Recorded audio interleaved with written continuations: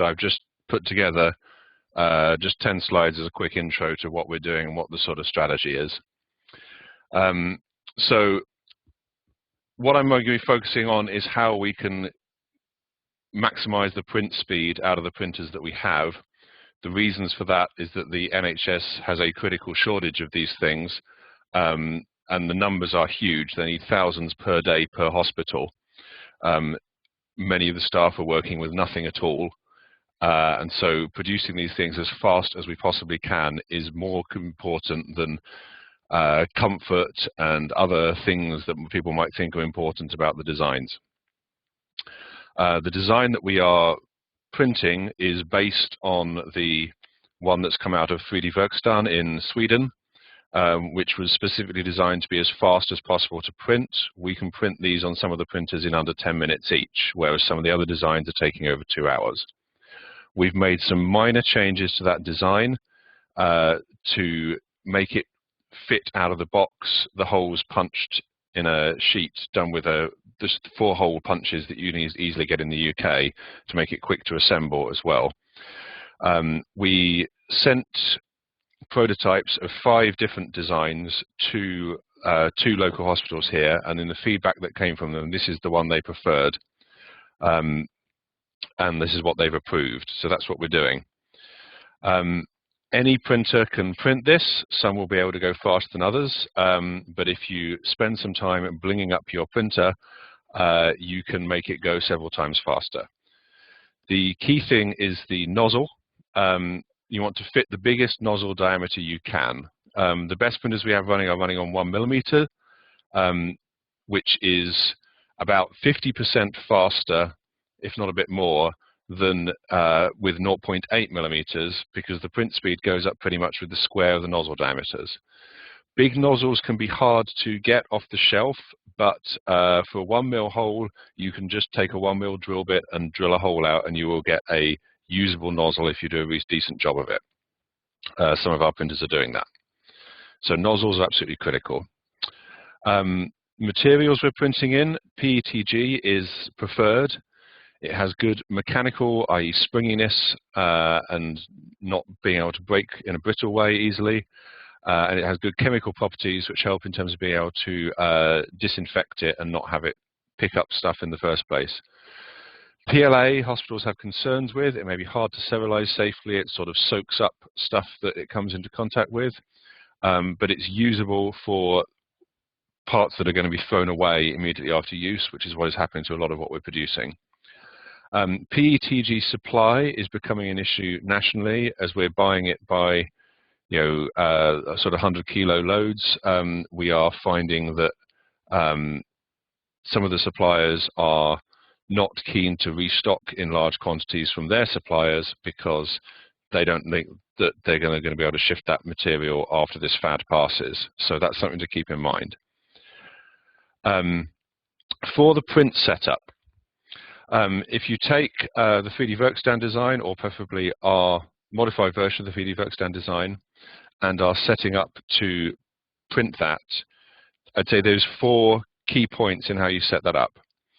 The first is setting the layer height, which you want to be as big as you can get away with, and as big as you can get away with is usually about half the nozzle size. So on the 1 millimeter nozzles, we are printing at 0.5 millimeter layer height. You want to set the wall thickness to 2 millimeters. The reason for 2 millimeters is the arms of this design are 4 millimeters wide. And if the wall thickness is 2 millimeters, then everything we printed is wall, and it will not try to do any fill in the middle. And printing everything as wall is both strong and fast. You need to set the Z seam position, which will be deep in the advanced settings, is basically where the head is going to move up from one layer to the next. And if you set that in the right place, which should be at the front and center of the visor, then the slicer should be able to find a path for the nozzle that takes it all the way around the layer without ever lifting off and having to retract and move, which causes problems.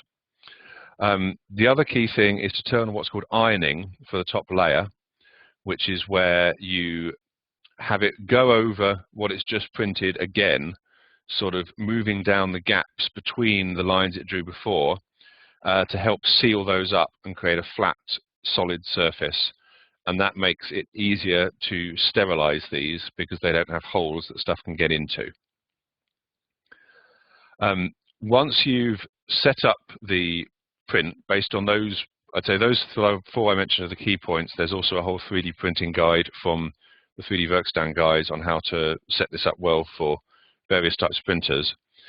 The key check you should be looking for in the printing plan that's generated, if you look through the sort of layer view, is that there should be no travel movements. If it's getting to one part of the print and having to stop, lift, move back over to somewhere else and start again, then that's generally not going to work well, because it will make especially when you're using a large nozzle, it will make a blob, it will drag a piece of string, and then that's something that we have to pick off, or someone's got stuck against their head when they're wearing the thing.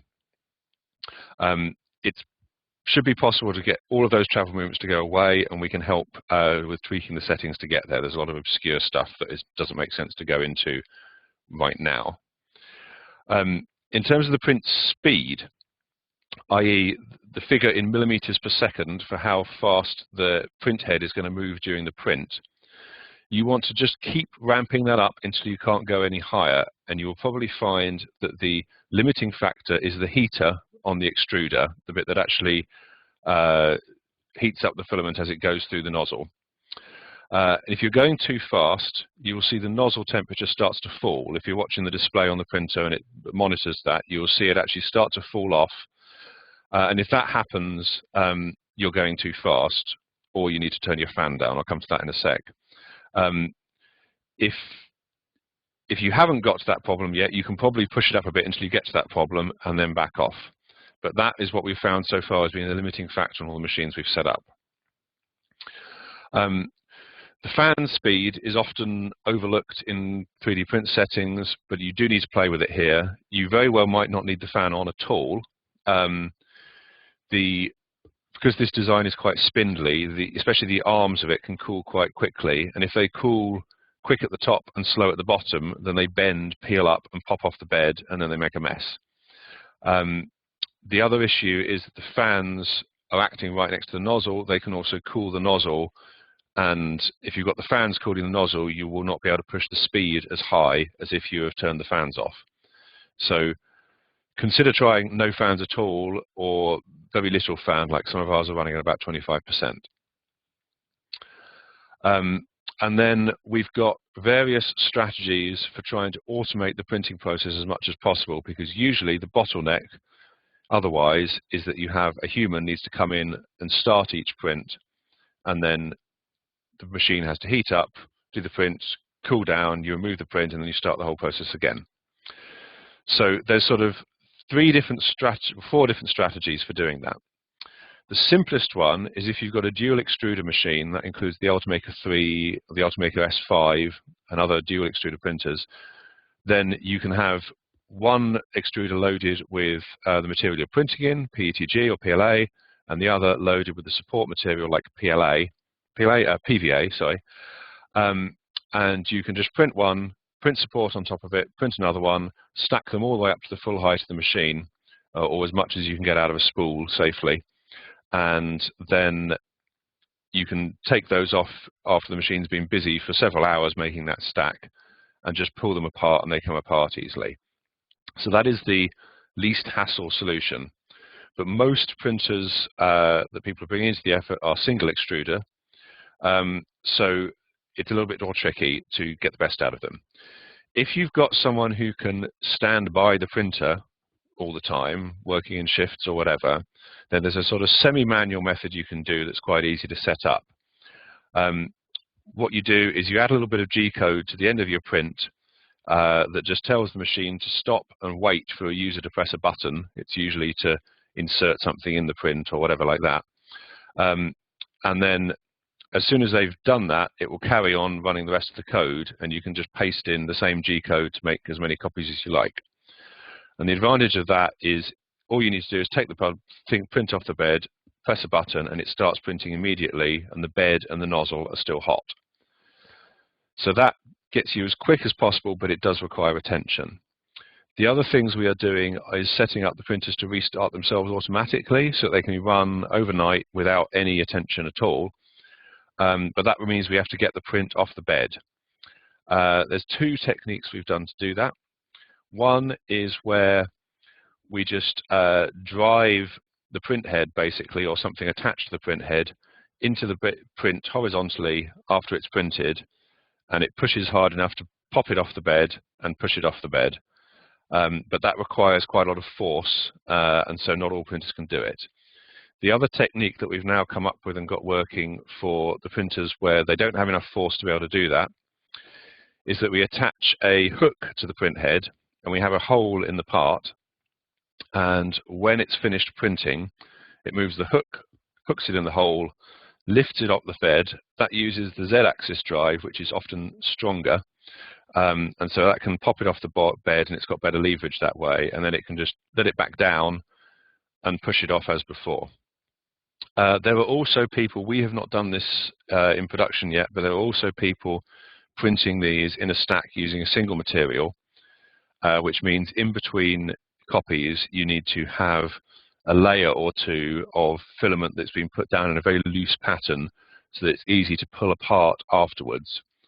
The problem with that is that it leaves some amount of residue or roughness, and it may need manual cleanup to get rid of that support material.